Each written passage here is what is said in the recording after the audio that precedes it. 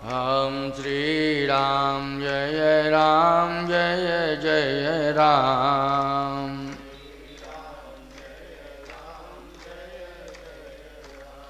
बोलिए यज्ञ नारायण भगवान की। धर्म की अधर्म का, प्राणियों में विश्व का, गौ माता की गौ हत्या, हर हर महादेव। उपस्थित महान भाव, श्रद्धामयी देवियों, राष्ट्रीय उब्बन के फूलते फलते नौनिहाल बालक बालिकाओं, वास्तव में भगवान के चरण रज की आवश्यकता तो सबको है। भगवान की चरण रज मिल जाए, इससे बड़ा सौभाग्य क्या हो सकता है। अभी साध्वी अमृतानंदमयी मानस समीक्षा ने बताया कि अहिल्या जी का उद्धार ही भगवान के चरण रज से हुआ। चरण रज ये सबसे बड़ा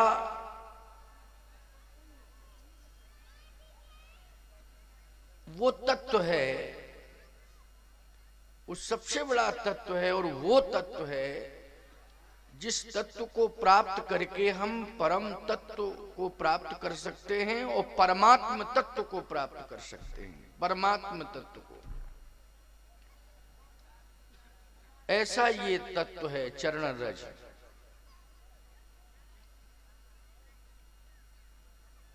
एक बार गोस्वामी तुलसीदास जी महाराज ने प्रार्थना की कि हे गुरुदेव, मुझे आप अपने चरण की रज दे दीजिए। श्री गुरु चरण सरोज रज निजमन मुकुर सुधा। कहे चरण रज से होगा क्या? बोले बिना गुरु चरण रज के प्राप्त किए मेरी वाणी में मुखरता ही नहीं आ सकती। जब गुरु चरण रज मिल जाएगा तब निजमन मुकुर सुधार, वर्णो रघुवर विमल यश जो दायक फल चार। तब वर्णो रघुवर विमल यश, तब भगवान के विमल यश का वर्णन हो पाएगा जब गुरु चरण रज हम प्राप्त करके उसे पान कर लेंगे।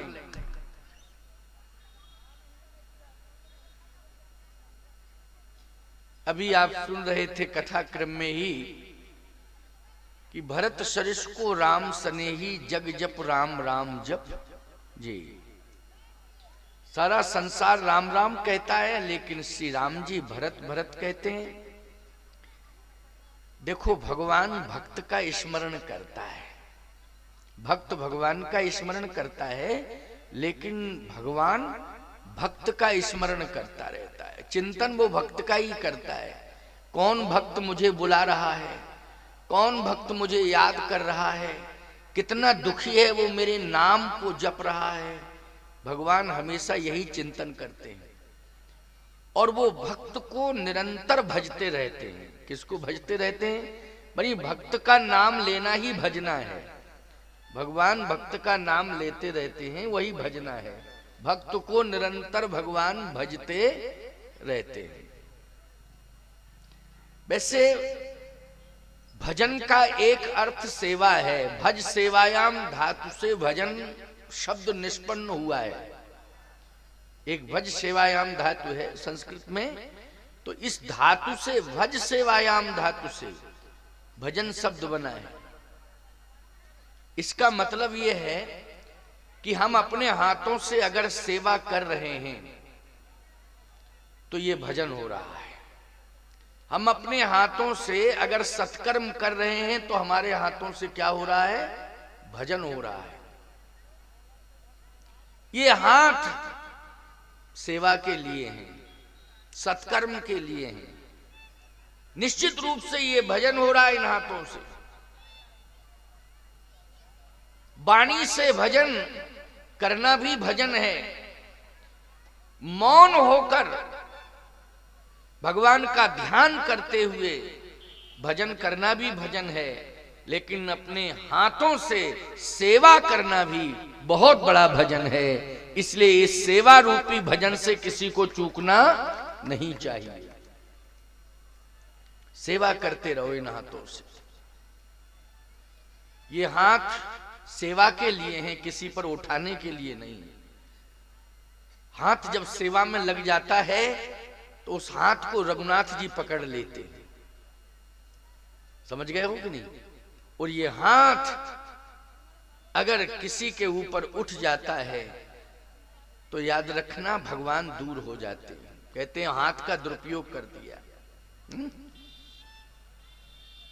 हाथ जो है रघुनाथ के हाथ में तब पहुंचता है जब हाथ से सेवा होती है। रज की एक बड़ी बढ़िया बात याद आ गई है। अहिल्या जी ने भगवान की चरण रज प्राप्त की। संत ने कहा, विश्वामित्र जी ने, गौतम नारी शापवश उपल देहि धर धीर, चरण कमल रज चाहती,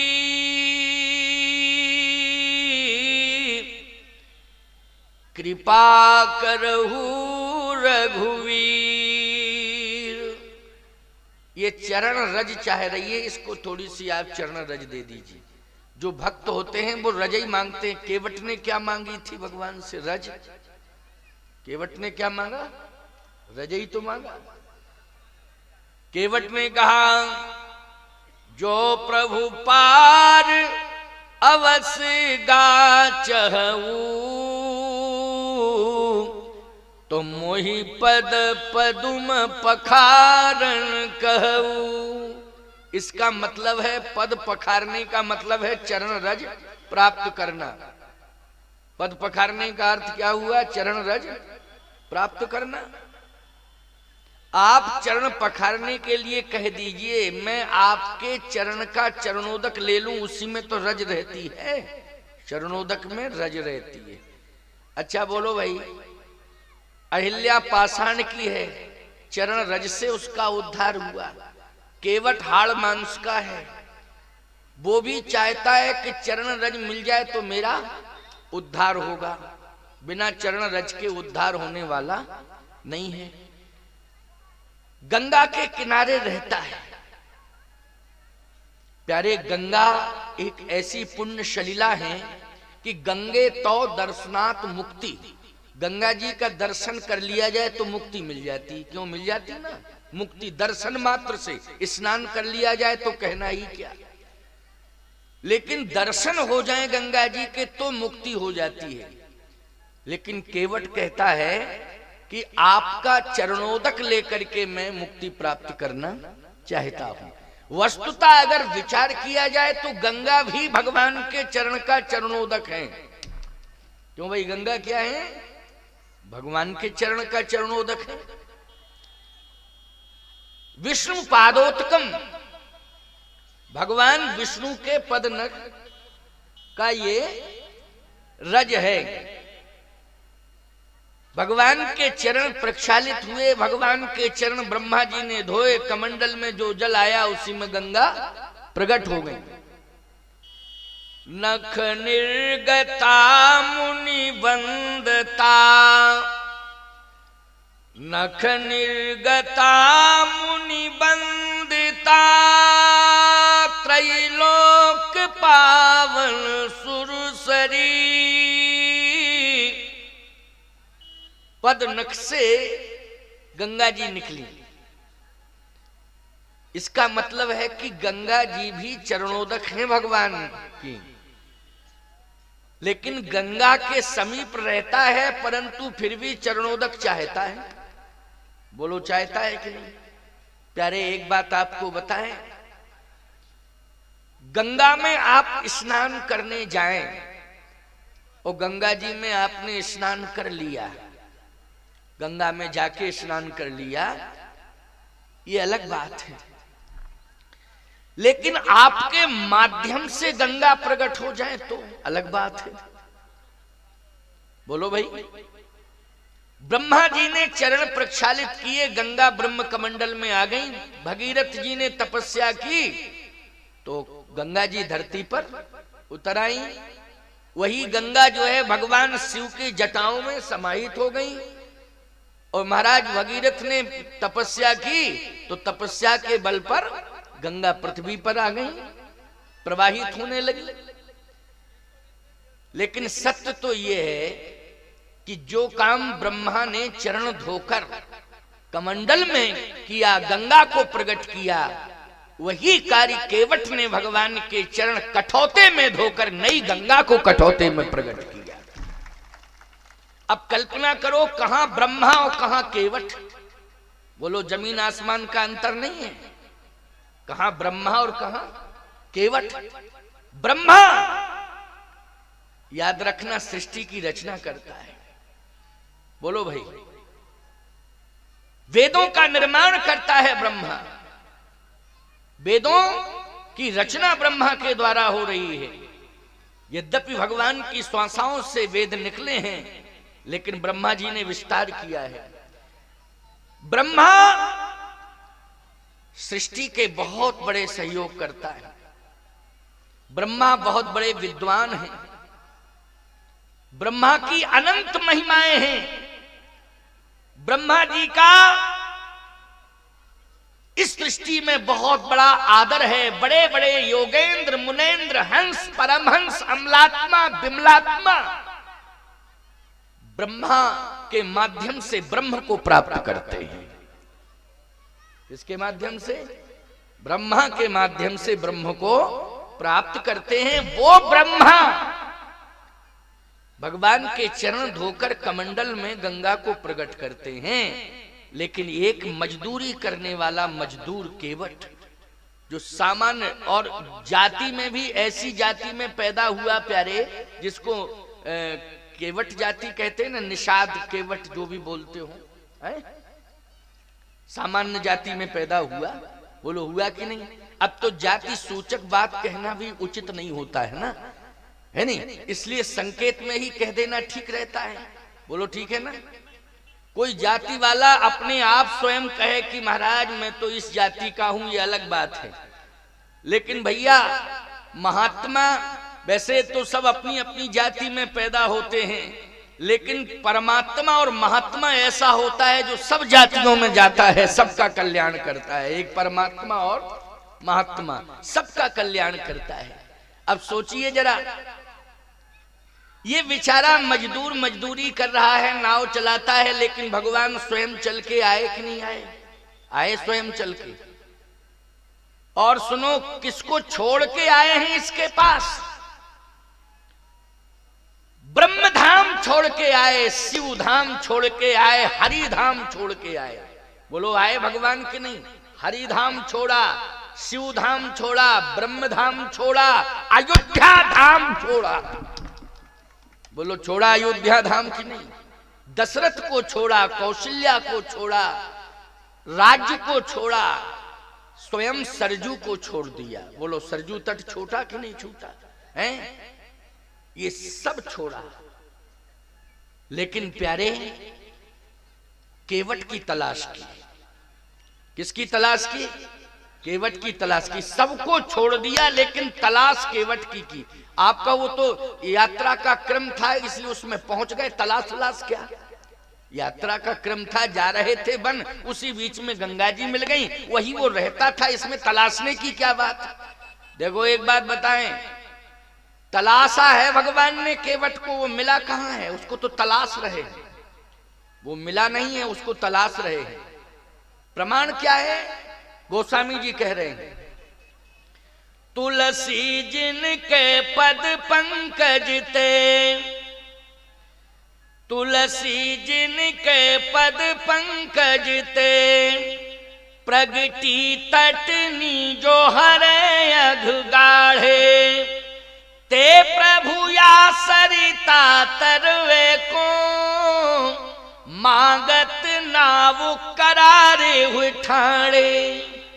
इसका मतलब है कि मिट्टी के पहाड़ पे भगवान चढ़ गए, उसको देख रहे, भैया तू है कहां, आजा मेरे पास। तो ये तलाशना हुआ कि नहीं हुआ, जल्दी बोलो। इसको क्या बोलते हैं, तलाशना ही तो बोलते हैं।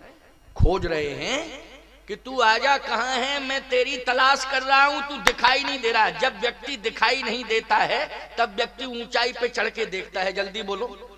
जब दिखाई नहीं देता है कोई व्यक्ति तो कहां चढ़ता है, वो ऊंचाई पर चढ़ता है, उसको देखता है। तुलसी जिनके पद पंकज ते प्रगटी तटनी जो हरे यघ गाढ़े। ते प्रभु या सरिता तरवे को मांगत नाव करारे हुए ठाणे। मिट्टी के पहाड़ पे चढ़ गए भगवान और लक्ष्मण से कहा, लक्ष्मण तुम मत चढ़ो मेरे साथ, तुम तो जहां सीता जी हैं वहीं रहो, तुम्हें मेरे साथ मिट्टी के पहाड़ पर चढ़ने की जरूरत नहीं है, मैं स्वयं चढ़ के देखूंगा वो है कहां। नहीं तो नियम ये होता है कि हमारे साथ में सेवक रहते हैं, अगर हमें किसी की तलाश करवानी होगी तो हम यही तो कहेंगे, जाओ जरा देखो कहां है, उसको खोजो, खोज के लाओ। और हम सेवकों से कहें तुम यहीं रहो, हम तलाश रहे हैं, जरा देख रहे हैं। तो ये उल्टी गंगा न बह गई क्यों भाई, ये उल्टी गंगा बह गई है ना। अब कल्पना करो आप, भगवान लक्ष्मण से नहीं कह रहे हैं, भगवान कहते मैं तलाशूंगा। क्यों, इसलिए कि भक्त भगवान को तलाश रहा है, लेकिन भगवान भक्त को तलाश रहा है। यही पारस्परिकता है भक्त और भगवान के बीच में, भगवान के मध्य में, भक्त और भगवान के मध्य में। अगर भक्त भगवान की तलाश में है, जितने भक्त यहाँ बैठे हैं, बोलो भगवान की तलाश करते हो कि नहीं करते हो?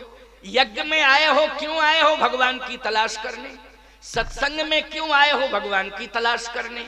मेरे पास क्यों आए हो? भगवान की तलाश करने। स्वामी जी भगवान को बता दो कहाँ है। यज्ञ से कहते हो यज्ञ भगवान, भगवान से मिला दो कहाँ है। सत्संग में कहते हो कोई शब्द, कोई मार्ग ऐसा मिल जाए जिस मार्ग पर चलकर हम भगवान तक पहुंच जाएं। यही आशा अपेक्षा है कि सत्संग के माध्यम से कोई ऐसा मार्ग मिल जाए। बोलो मार्ग मिल जाए, इसी की तलाश में हो कि भगवान प्राप्त हो जाए। सीधी सी बात यह है कि भक्त भगवान की तलाश कर रहा है, लेकिन भगवान भी भक्त की तलाश कर रहा है। भगवान यही तो खोज रहा है कि मेरा भक्त कहाँ है, मेरा भक्त कहाँ है। बोलो खोज रहा है कि नहीं भक्त को?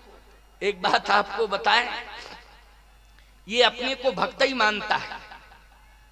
ये मजदूर करने वाला जो केवट है, मजदूर करने वाला केवट, मजदूरी करने वाला केवट, मजदूर जिसको बोलते हैं, ये मजदूर केवट अपने को भक्त मानता है।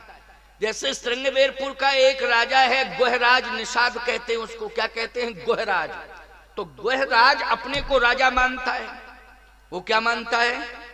कि मैं राजा हूं। वो है ही राजा, वो वैसे मानता क्या है, वो तो राजा है ही। लेकिन प्यारे ये श्रृंगवेरपुर में ही रहता है, लेकिन अपने को मानता क्या है? भक्त। मजदूरी करता है, यही प्रतिपालों सब परिवारू और नहीं जानो कछु और कवारू। यही प्रतिपालों सब परिवार। परिवार प्रतिपाल के लिए मैं नाव चलाता हूं। ये हमारा विरासतन धंधा है। बोलो नाव चलाने वालों का विरासतन धंधा यही होता है कि नहीं होता है? कि परंपरागत उन्हें नाव चलाने को ही मिलता है। इसी से मैं परिवार का प्रतिपाल करता हूं और मेरे पास कोई दूसरा धंधा नहीं है। लेकिन अपने को भगवान का भक्त मानता है, और भगवान का भक्त मानता है ईमानदारी से बताओ, तभी तो वो कहता है कि प्रभु मुझे चरण रज चाहिए। क्या चाहिए? चरण रज। सही बात बतावें, आजकल के भक्त भगवान की तलाश करते हैं और भगवान कहीं मिल जाए और पूछे क्या चाहिए, सबसे पहले तो सुन लो कान खोल के, 4 बेटे हैं, चारों की नौकरी लग जाए। हम 4 साल से परेशान हैं, 4 साल बाद अभी मिल रहे हो।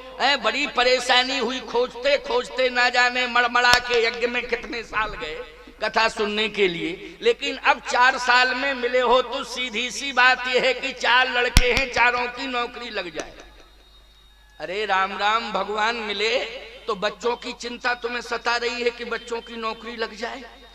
अच्छा, भगवान ने कहा चलो ये भी हो जाए, बिक रही है उसकी रजिस्ट्री के लिए पैसा मिल जाए।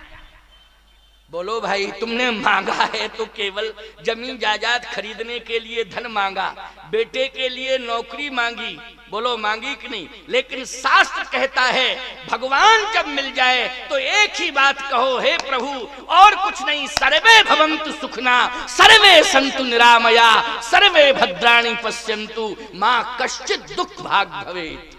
बोलो यही भावना होनी चाहिए कि नहीं होनी चाहिए?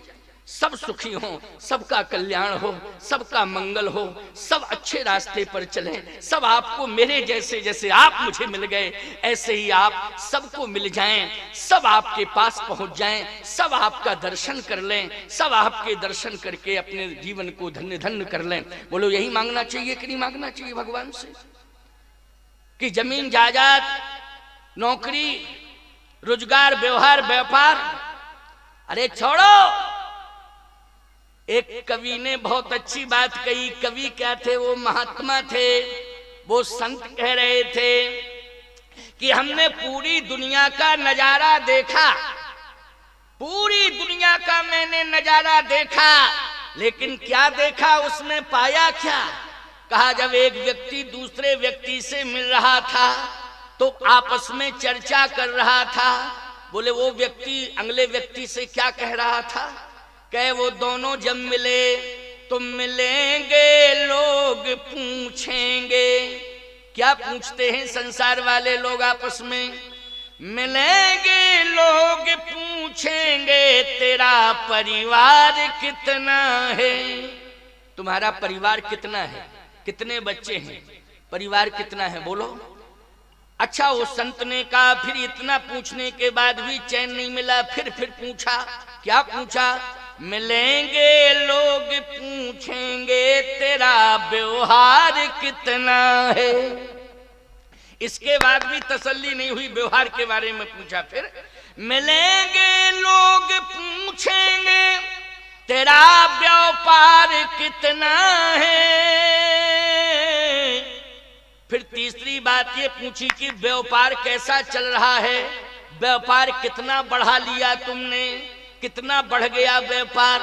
लेकिन संत बोले तकलीफ इस बात की है मगर पूछता नहीं कोई कि प्रभु से प्यार कितना है। ये दुनिया में कोई नहीं पूछता कि भगवान से तुम्हारा कितना प्यार हो गया, भगवान से तुमने कितनी प्रीति लगा ली है, कितना तुम्हारा प्रेम भगवान से। ये पूछने वाला संसार में हमें तो कोई नजर नहीं आया। वो महात्मा बोले पूरी दुनिया में मैं खोजता रहा और देखता रहा।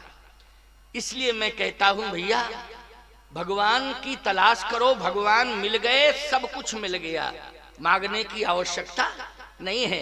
अनन्यास चिंतयन्तो माम ये जनः परिउपास्ते तेषां नित्याभियुक्तानां योगक्षेमं वहाम्यहम्। क्या जरूरत है, भगवान मिल जाए तो भगवान सब कुछ संभाल लेंगे। बोलो संभाल लेंगे कि नहीं? जो भी तुम्हारा है उसको सुरक्षित कर देंगे और जो भी तुम चाह रहे हो उसको सब कुछ तुम्हारी चाह पर भगवान तुम्हें सब कुछ प्रदान कर देंगे। मांगने की आवश्यकता नहीं पड़ेगी, भगवान से कुछ भी मांगने की जरूरत नहीं पड़ेगी। तो एक बात आपको बता दें, अयोध्या छोड़ दी, किसके पीछे छोड़ी अयोध्या? सोने का भवन रहने के लिए मिला था। जानते हो किसने दिया था? जब भगवान जनकपुर से लौटे श्री जानकी जी को लेके, और जानकी जी अपने साथ में अपनी बहनों को लेके मांडवी, उर्मिला, श्रुतकीर्ति, इन सभी बहनों को लेकर के जब अयोध्या में पधारी, आहा, तो याद रखना कनक भवन जानकी जी को रहने के लिए दिया गया। कनक भवन जनकपुर में रहती थी तो सुंदर सदन में रहती थी। सुंदर सदन भी मणियों से जड़ित था, सोने की दीवार बनी हुई थी, उसमें मणियां जड़ी हुई थी। जनकपुर में जो सुंदर सदन में श्री जानकी जी, जनक जी ने भी ऐसा सुंदर निवास बनाया था अपनी प्रिय बेटी जानकी के लिए, क्योंकि प्राणों से ज्यादा प्यारी थी महाराज श्री जनक को। श्री जानकी जी प्राणों से ज्यादा प्यारी थी। मैं एक बात कहता हूं, जनक जैसा ब्रह्मज्ञानी संसार में कोई दूसरा नहीं है, लेकिन उस ब्रह्मज्ञानी ने इतनी प्रीति की, क्योंकि ब्रह्मज्ञानी जो होता है ना, वो ब्रह्म से ही आकर्षित होता है। आपका वो तो बेटी से आकर्षित हो गया, ब्रह्म से कहां आकर्षित हुआ। मैं एक बात पूछना चाहता हूं आपसे, राम जी ब्रह्म है कि नहीं? तो सीता जी क्या है? कहा भक्तों की दृष्टि में सीता जी भक्ति हैं, ज्ञानियों की दृष्टि में सीता जी मुक्ति हैं, और वेदांतियों की दृष्टि में सीता जी शांति हैं। शांति सीता समानीता आत्मा रामो विराजिते, सीता शांति हैं। लेकिन सत्य कहता हूं, ब्रह्म ज्ञानियों की दृष्टि में राम और सीता दोनों ब्रह्म ही हैं प्यारे। गिरा अरथ जल बीच सम कहियत भिन्न न भिन्न बन्न हो सीता राम पद जिन्हि परम प्रिय खिन्न। जो राम ब्रह्म है वही सीता ब्रह्म है। राम सीता में कोई अंतर नहीं है, बस रूप अलग अलग है। ब्रह्म जो है मिथिला में बेटी बन गया और वही ब्रह्म जो है अयोध्या में बेटा बन गया, लेकिन वस्तुतः ब्रह्म एक ही नहीं। लेकिन प्यारे जनक जी महाराज ने जिस समय भगवती श्री जानकी को प्राप्त किया तो एक सुंदर सदन बनाया, और सुंदर सदन में मणियां जड़वा दी। स्वर्ण जटित मणि जटित वो सुंदर सदन है, जिसमें सिय निवास सुंदर सदन। गोस्वामी जी कहते हैं ये सिय निवास का नाम क्या है? बोले सुंदर सदन। तो राम जी के निवास का क्या नाम है? बोले कनक भवन। राम जी के निवास का पता क्या है? बोले नाम है कनक भवन। और सीता जी जनकपुर में हैं, उनके निवास का नाम क्या है? सुंदर सदन। लेकिन दोनों सोने के बने हुए हैं, सोने के बने हुए हैं। तो सीधी सी बात यह है कि सुंदर सदन जनकपुर से छोड़ के आई, अयोध्या में कनक भवन मिल गया। बोलो मिल गया सीता जी को कि नहीं? राम जी को भी कनक भवन मिला। बोलो कनक भवन छोड़ करके राम सीता दोनों चल दिए कि नहीं? खजाना, बोले खजाना इतना बड़ा है कि अवध राज सुर राज सिहाही, दशरथ धन लख धनद लजाही। ऐसा खजाना देवराज इंद्र कुबेर लज्जित होते हैं, ऐसा खजाना। लेकिन वो खजाना छोड़ करके चल दिए, सरजू जी का तट छोड़ के चल दिए। लेकिन ईमानदारी से बताओ किसकी तलाश में? भक्तों की तलाश में। और असली भक्त उनको जानते हो? केवट मिला, गीधराज मिले, सबरी जी मिली। बोलो ईमानदारी से असली भक्त मिले कि नहीं मिले? जल्दी बोलो। और भगवान ने सबसे ज्यादा प्रेम किया इन भक्तों से कि नहीं? केवट, गीध और सबरी। सबरी गीध अजामिल तारे। सबरी के यहाँ इतनी भूख लगी कि मांग रहे हैं कि मुझे भोजन कराओ, जल्दी मुझे भूख लगी है। सबरी बोली हमारे पास तो कंदमूल फल हैं, अगर खाना हो तो खाओ। अरे कहे जो हो तो दो, भूखे हैं, अयोध्या से चले हैं, भूखे हैं, जल्दी खिलाओ। अब भूखे थे, बोलो संसार वालों को भोजन उपलब्ध कराते हैं, भूखों की भूख बुझाते हैं, प्यासों की प्यास मिटाते हैं। बोलो ईमानदारी से वो कौन? परमात्मा ही तो है। कौन है? परमात्मा। लेकिन आज कौशल्या जी के हाथ के व्यंजन अच्छे नहीं लगे, छोड़ के चल दिए, सबरी के यहाँ कंदमूल फल खाए। सीधी सी बात है कि हर पिता चाहता है कि मरने के बाद पुत्र के हाथ से मेरी अंत्येष्टि हुई, लेकिन महाराज दशरथ की अंत्येष्टि छोड़ करके गीधराज जी की अंत्येष्टि करने के लिए पहुंच गए। बोलो भाई, कहीं की क्रिया जथोचित निज कर कीन्ही। राम भगवान ने अपने हाथ से गीधराज की अंतिम क्रिया की है। और केवट, आह, सारी दुनिया को पार करने वाला है वो परमात्मा। कितनी बड़ी नाव है, इतनी बड़ी नाव है उस परमात्मा की कि पूरी दुनिया उसमें बैठ के तरती है। बोलो पार होती है, पूरी दुनिया पार होती है कि नहीं होती है? परमात्मा की नाव इतनी बड़ी है, बोलो। लेकिन वह परमात्मा पार होने के लिए एक भक्त की नाव तलाश रहा है। बोलो तलाश रहा है कि नहीं? तो सीधी सी बात है कि भक्तों को भगवान पार करते हैं और भगवान को भक्त पार करते हैं। बोलो ये परस्पर प्रीति है कि नहीं? ये परस्पर संबंध है कि नहीं? और सुनिए बड़ी बढ़िया बात, भगवान ने एक बात जरूर कही। क्या? कि भक्त तुम्हारी नाव में बैठेंगे हम, नाव लाओ नाव।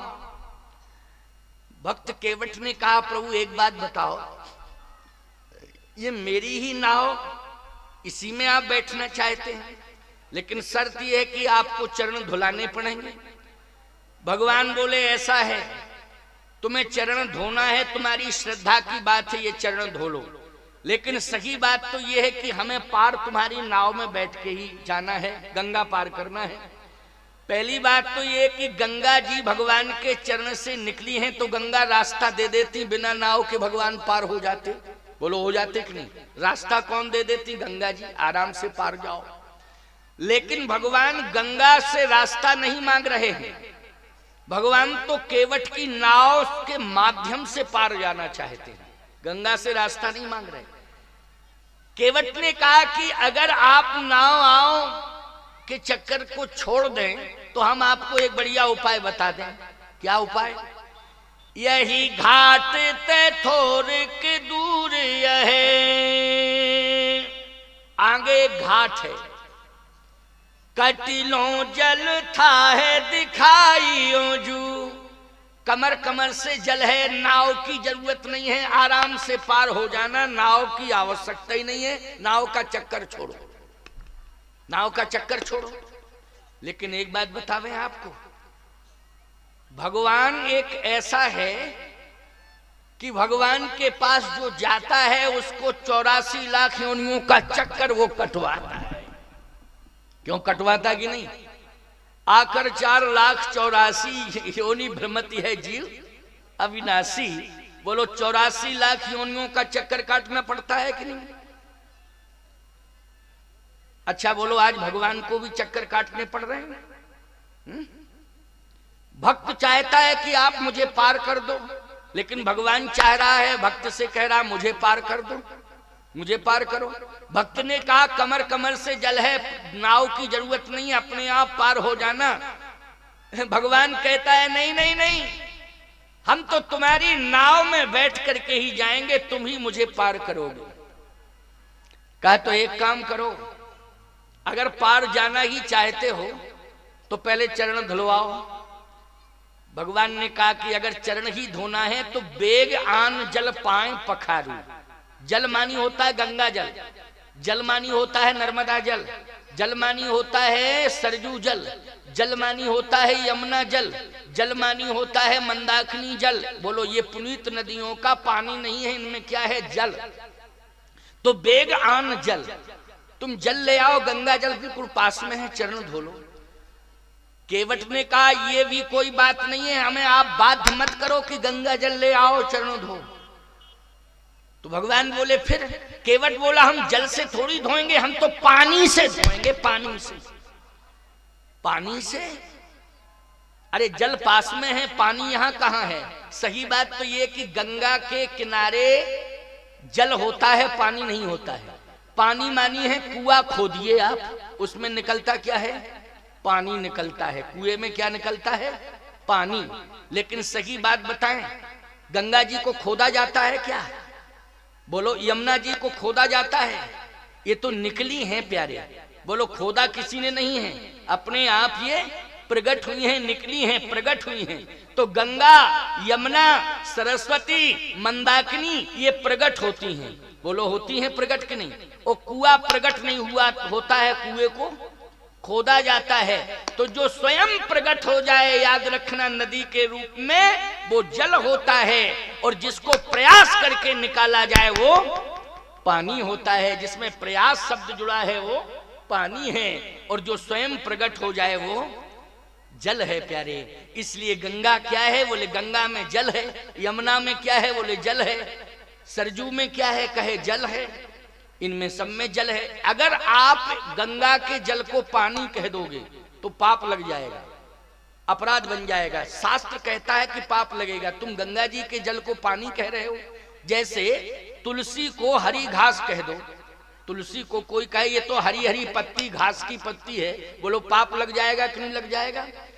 भगवान शालिग्राम को पत्थर कह दो, अरे ये तो नदी का पत्थर निकला हुआ है, बोलो पाप लगेगा कि नहीं लगेगा? जल्दी बोलो। वो साक्षात भगवान है, और भगवानों की तो प्रतिष्ठा की जाती है। शालिग्राम जी तो स्वयं प्रतिष्ठित हैं प्यारे। इनमें प्रतिष्ठा की आवश्यकता नहीं है। इतना बड़ा महत्व है, इतनी बड़ी महिमा है कि स्वयं प्रतिष्ठित हैं। तो शालिग्राम को कोई पत्थर कहेगा तो पाप लगेगा, गंगा के जल को कोई पानी कहेगा तो पाप लगेगा, तुलसी को हरी घास कहेगा तो पाप लगेगा, अपने गुरुदेव भगवान को कोई हाड़ मांस का पुतला समझेगा तो पाप लग जाएगा। गुरुदेव हाड़ मांस के पुतले केवल दिखाई देते हैं, लेकिन वो गुरुर ब्रह्मा गुरुर विष्णु गुरुर्देवो महेश्वरः गुरुर साक्षात परब्रह्म तस्मै श्री गुरुवे नमः। उनको ये मत कहना कि ये तो हाड़ मांस के पुतले हैं, चलते फिरते घूमते रहते हैं। नहीं नहीं, वो साक्षात भगवान हैं। इतने प्रकार के पापों से बचना चाहिए, ये शास्त्र कहता है। तो केवट ने कहा कि हम जल से नहीं धोएंगे, गंगा जल से, फिर हम तो पानी से धोएंगे। तो पानी यहाँ है कहाँ? बोले गांव में तो है, गांव से लाएंगे। गांव से लाओगे? हाँ। गोस्वामी जी कहते केवट राम रजाय सुपावा, पानी कठौता भर ले आवा। पानी कठौता, कठौते में पानी भर के लाया, भगवान के सामने रख दिया। भगवान ने कहा इसमें क्या है? कहे पानी। पानी है, क्या करोगे? बोले इसी से चरण धोएंगे। तो पानी से चरण क्यों धो रहे, गंगा जल से क्यों नहीं धो रहे हो? लक्ष्मण जी बोले ऐसा है प्रभु, आपने जब इतना पावर दे दिया है इस व्यक्ति को, ये पाठशाला का कभी मुंह नहीं देखा, निरक्षर भट्टाचार्य है, और आपने इतने पावर उसको दे दिए हैं, पावर का दुरुपयोग नहीं करेगा ये तो क्या करेगा? आप ही ने तो कह दिया कि हम इसके बंधन में बन गए हैं, ये जो कहेगा सो करेंगे, सब कुछ कह दिया आपने। अब इसकी मर्जी है चाहे कुछ करे। गंगा की महिमा नहीं समझ रहा है, पानी की महिमा समझ रहा है।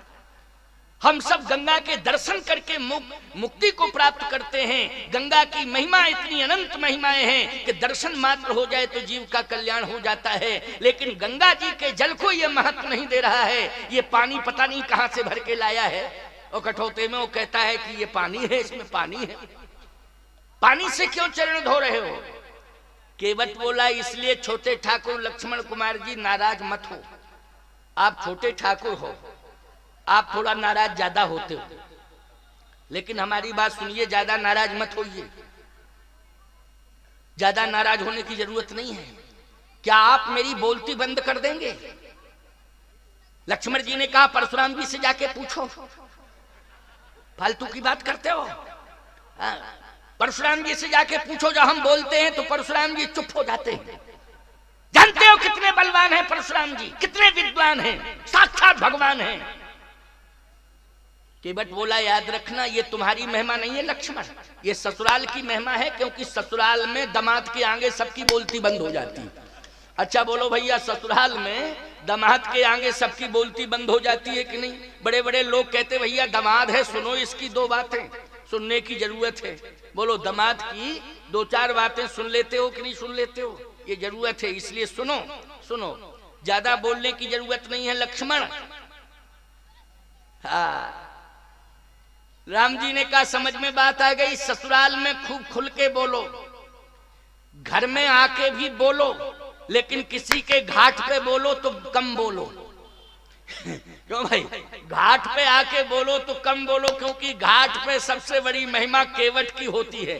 और लक्ष्मण, अगर तुम घाट पर ज्यादा बोले तो अभी घर से चले गए, अब घाटों से चले जाएंगे ना, घर के रहेंगे ना, घाट के रहेंगे। इसलिए चुपचाप रहो। ये क्या कह रहा है इसकी बात सुनो। क्या बात है साहब? भक्त और भगवान के बीच में संवाद हो रहा है। क्या हो रहा है? संवाद हो रहा है। इस संवाद को सुनिए और अपने जीवन का कल्याण करिए। कितना महत्वपूर्ण ये संवाद है। इसलिए कहता हूं कि भक्त और भगवान के बीच में संवाद हुआ है। भगवान को जो भी प्राणी पाना चाहता है वो दुनिया के विवाद को छोड़े और विवाद को संवाद में बदल दे, तो भगवान आज भी तुम्हारे सामने खड़ा हो जाएगा, आज भी तुम्हारे सामने आने को तैयार हो जाएगा। लेकिन विवाद खत्म करके संवाद करने की जरूरत है। अभी अशोकानंद जी कह रहे थे ना कि दीवान जी कहते थे, पवन दीवान तो बहुत अच्छे वक्ता थे, बहुत पहले से हमारे परिचित के वक्ता रहे हो। छत्तीसगढ़ में जब हम बहुत पहले से आते थे तब वो मिला करते थे और यहाँ के बड़े प्रसिद्धि प्राप्त वक्ता थे वो। छत्तीसगढ़ में, और शैली भी उनकी छत्तीसगढ़ी भाषा की ज्यादा थी और बहुत समझते थे लोग। आज वो नहीं है, उनकी यादें तो आती रहती हैं। अच्छा, संयोग की बात थी कि राजिम कुंभ में जिस साल उनका शरीर पूरा हुआ उस साल मैं राजिम कुंभ में था, और जब उनका पार्थिव शरीर आया तो उस समय श्रद्धांजलि सभा में मुख्य रूप से सभी नेता थे वहाँ, ब्रजमोहन जी थे और भी सब थे उस समय, पता नहीं सांस्कृतिक मंत्री थे ब्रजमोहन जी शायद, और भी अमर अमर सभी लोग थे। रमन जी नहीं आ पाए थे, वो दूसरे दिन पहुंचे वहाँ। लेकिन उस समय कुंभ का राजिम कुंभ चल रहा था, उस समय मैं उपस्थित था, तो मेरी उपस्थिति में श्रद्धांजलि हुई उनकी। तो ये संयोग था प्रारब्धानुसार कि उस समय में था, पुरानी यादें आई और उस समय वो श्रद्धांजलि सभा संपन्न हुई। तो कहने का मतलब शरीर तो सबका जाएगा भैया, संसार में जो आया है सो जाएगा कि नहीं, क्यों? पुनरपि जन्मम पुनरपि मरणम पुनरपि जननी जठरे शयनम। जीव बार बार आता है, जन्म लेता है, फिर मृत्यु को प्राप्त होता है, फिर जन्म लेता है, फिर मृत्यु को प्राप्त होता है। आप जाते नहीं है कोई दुनिया से दूर चल के, मिलते हैं सब यहीं पर कपड़े बदल बदल के। सब वही वासांश जीर्णानि यथा व्याय। क्यों भाई, ये सिद्धांत है, सब आप सब जानते हो, सुनते रहते हो। तो कहने का तात्पर्य मेरा ये है कि जीवन में सबको ही संसार से जाना है, लेकिन जाना तो है प्यारे, लेकिन शरीर से जाना है, कीर्ति को संसार में अमर करके जाना है। कीर्ति तुम्हारी याददाश्त बनी रहे, सारी दुनिया तुम्हारी कीर्ति को समझती रहे, यशगान करती रहे, कीर्ति तुम्हारी सदा सदा के लिए अमर हो जावे। इसके लिए तुम्हें अच्छे काम करना है, इन हाथों से अच्छे काम करना। ये चोला तो जाएगा, ये शरीर तो जाएगा प्यारे। कह नहीं रहे थे कि भाई भाई में झगड़ा है, मुकदमा लड़ते हैं और भरत चरित्र सुनते हैं। क्यों भाई, भाई भाई में मुकदमा लड़ते हैं और भरत चरित्र सुनते हैं। क्या फायदा है भरत चरित्र सुनने से? जब भाई भाई में झगड़ा करते हो तो भरत चरित्र सुनने से क्या फायदा? एक बात सुन लो, भाई का अर्थ जानते हो क्या होता है? भाई का अर्थ है भुजा। भाई का अर्थ क्या है? भुजा। शरीर के में जितने अंग हैं उन अंगों में भुजा से भाई को जोड़ा गया। भाई को भुजा से ही जोड़ा कि नहीं जोड़ा? कान, आंख, नाक, दांत से जोड़ा, जल्दी बोलो। नहीं जोड़ा ना?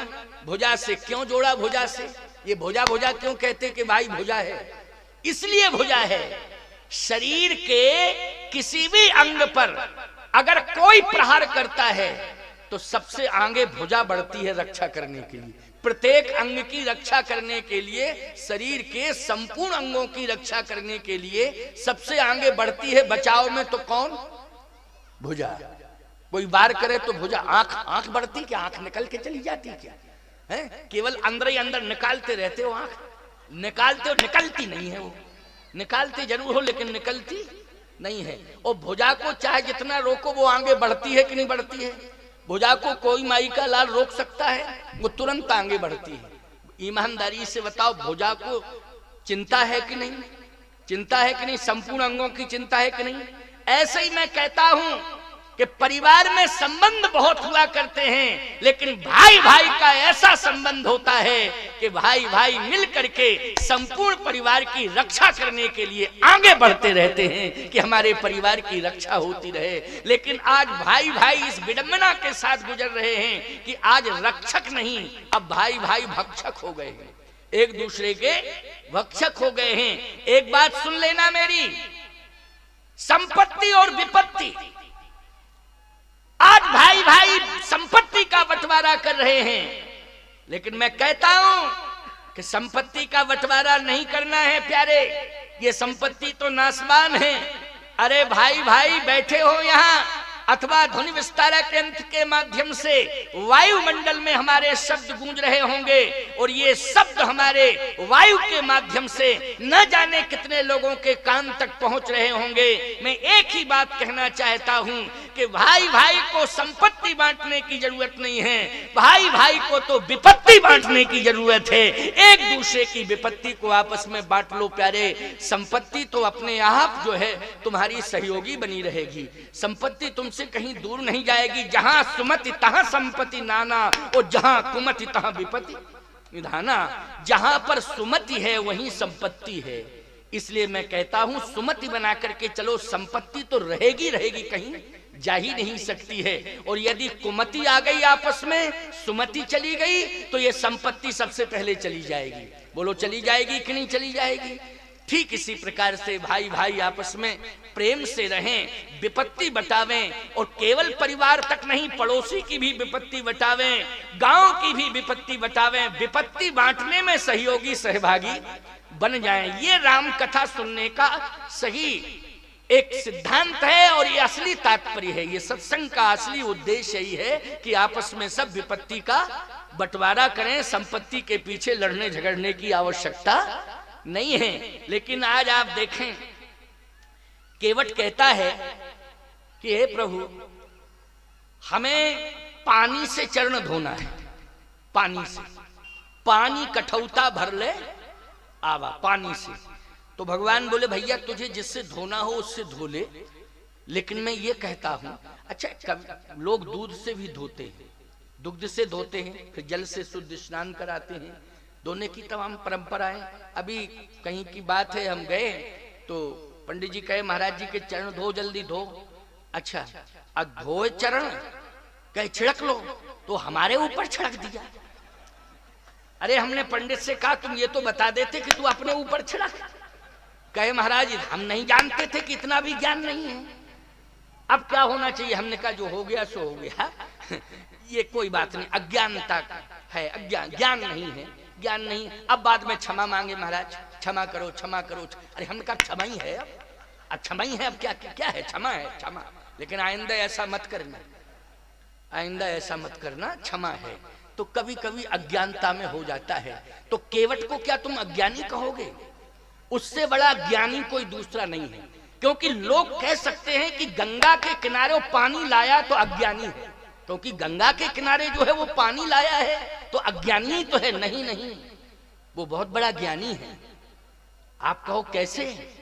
भगवान ने पूछा कि तुम पानी क्यों लाए हो, क्यों पानी से चरण धो रहे हो?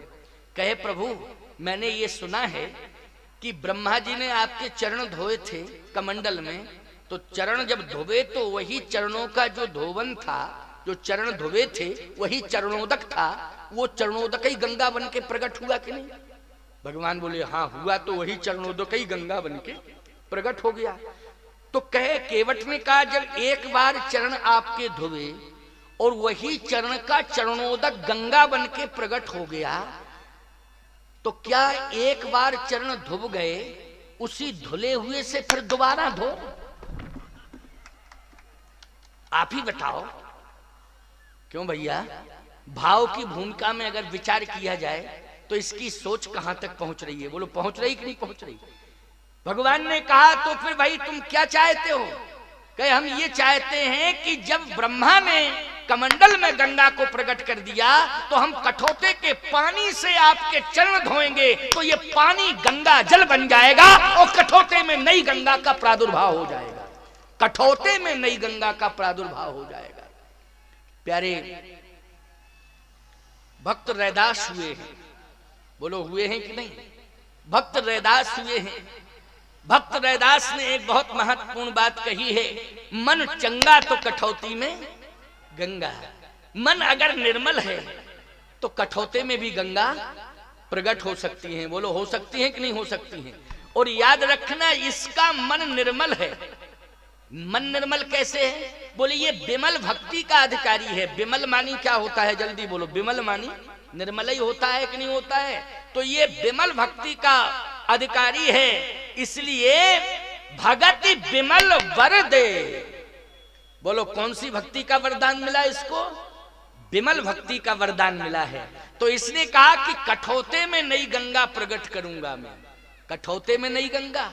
हाँ अच्छा भैया तो कर ले नई गंगा प्रकट, तेरा मन है तो कर ले नई गंगा प्रकट। और जिस समय ये चरण धोने लगा तो उस कठौते में गंगा जी का प्रादुर्भाव हो रहा है। वाह, गंगा गंगोत्री से निकली हैं प्यारे, लेकिन आज गंगा कठौते से निकल रही है। बोलो निकल रही है कि नहीं निकल रही है? कहां गंगा गंगोत्री से निकली हैं, उद्गम स्थल गंगोत्री है। बोलो है कि नहीं? वो हिमालय के शिखर से गंगोत्री स्थान गंगा जी निकली, वहीं गौमुख से गंगोत्री बन गया। वो तीर्थ स्थल दिव्य तीर्थ स्थल है। गंगोत्री से गंगा निकली है, हिमालय के शिखर से गंगा निकली है। लेकिन याद रखना, वहां शिखर से गंगा निकली है और यहाँ कठौते से गंगा निकल रही है। इसलिए अति आनंद उमग अनुरागा